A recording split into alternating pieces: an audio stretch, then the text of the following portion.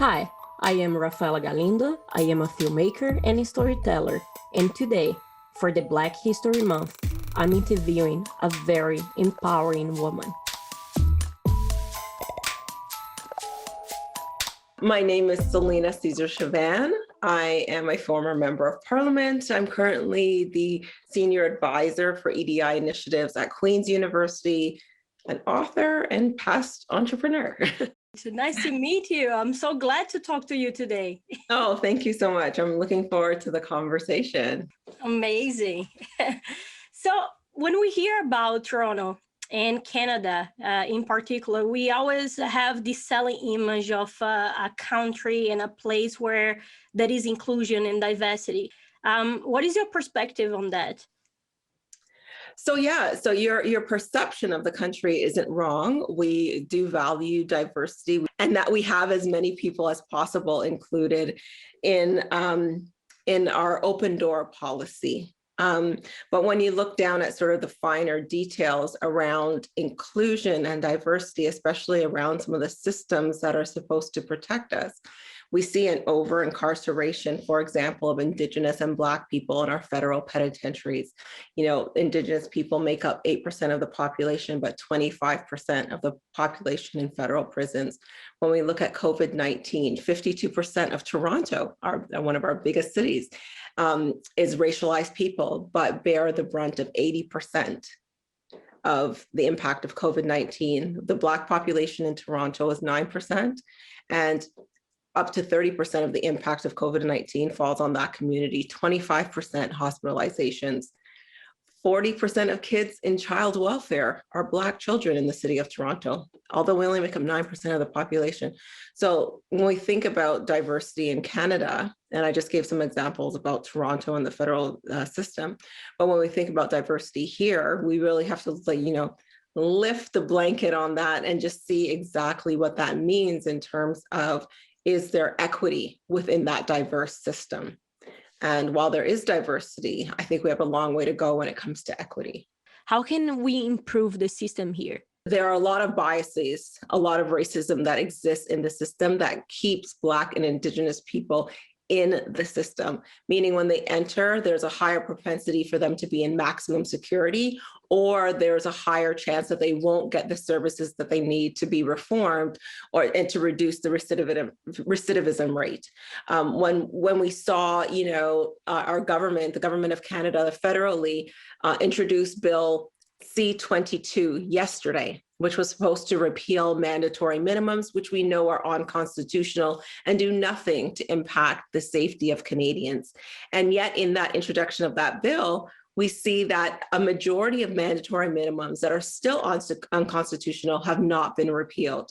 So I think we need to have bolder steps to improve our justice system and to ensure that we're not over-criminalizing Black and Indigenous people. And again, these are not bad people. These are people that are in a system that has systemic racism embedded in it, that has caused for some of these biases and these inequalities to persist. Mm-hmm. There is always this discussion about abolishing the police. What is your opinion on that? So the conversation about defunding the police is critically important. And we saw very recently the city of Toronto make an announcement, I think a very important announcement around having police removed from the cases that involve mental health, and actually having mental health workers go to address some of these challenges when people come in. It's a fundamental conversation to have when we're thinking about a police state and a police state that over-polices. So in Toronto and again across Ontario, we had a TAVIS program that over-policed. There was over-surveillance of Black communities. And what we saw through that program was a strategic by the Toronto Police Services to go into Black communities, harass and arrest them. And then when you look at the data and you say, wow, we arrested a lot of Black people. Well, if the only place that you're going is to Black communities, what do you expect is going to happen? And it's interesting. I had a conversation with Bill Blair, who's now a minister in the federal government, a few years ago. And, he said that, they were arresting young Black individuals who were doing marijuana. And he said, we knew that kids were doing marijuana in other communities and white communities, but we stayed in Black communities. So the over surveillance of Black communities was intentional. It was racist. It was intended to bring harm to those communities. And I think it's a valid discussion about how we police, what the role of police are, and how police, through carding, through over surveillance, through other means, have further victimized and not protected Black communities and Indigenous communities across this country. There is a difference in between abolishing and defunding the police. Is that right? For sure. So defunding means that, police budgets are huge. And how do we allocate those resources to better serve communities, to better have community resources that protect people who have addiction illnesses, who have mental health illnesses, who are, not requiring that police presence. We have police presence in our schools. Toronto District School Board removed that, but we've had police in our schools. We've seen arrest of like 6-year-old girls in this city. So we really have to have a conversation about how could that budget be better used to actually provide safety for that community. Talking about your experience as a Black woman, using your voice and being heard by the Canadian system while you were a Parliamentary Secretary to Prime Minister Justin Trudeau, how was that experience for you? I would say that was one of the most challenging positions that I've ever had.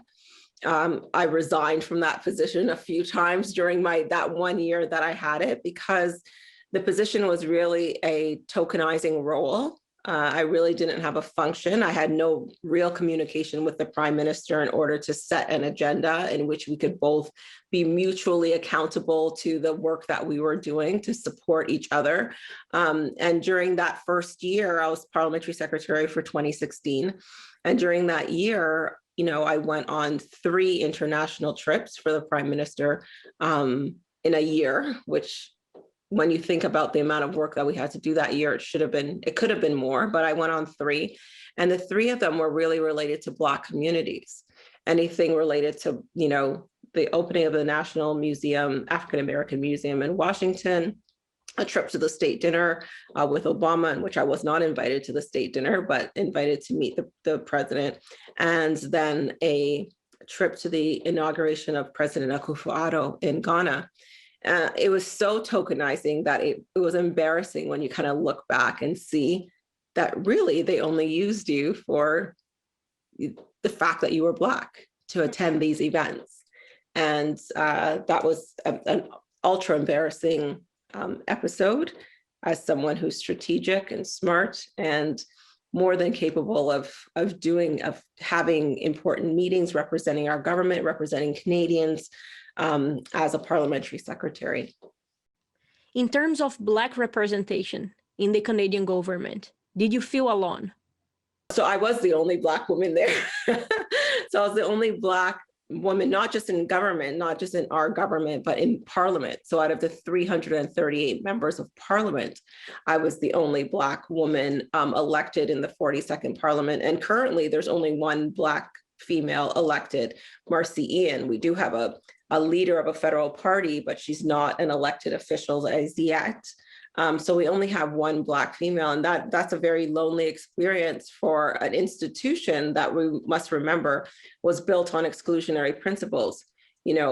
Parliament was built excluding women, excluding Black people, excluding Indigenous people who didn't get the right to vote even for years and years later, never mind, being a part of the democracy. So it was built on exclusionary principles. And in fact, right now, there's very little representation that Black communities have contributed to the economic, social, or political framework of Canada. When you look around the parliamentary precinct, you don't see a lot of Black anything that represents us.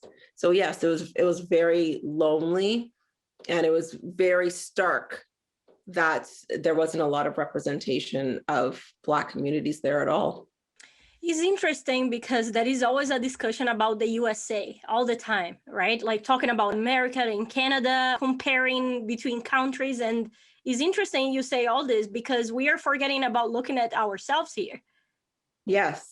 Yeah. And you know what? So after I left the position as Parliamentary Secretary to the Prime Minister, I was Parliamentary Secretary for International Development.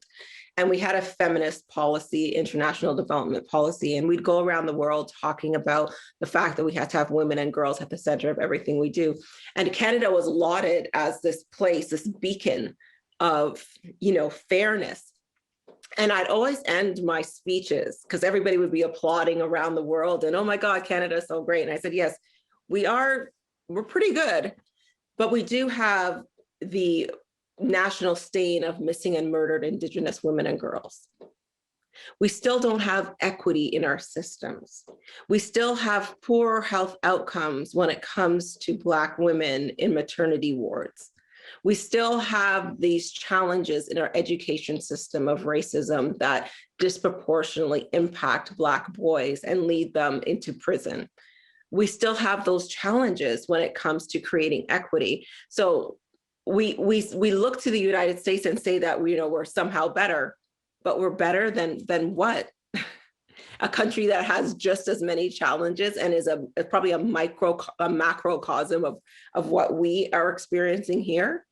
Because we don't have as many numbers, I think proportionally we have the same issues.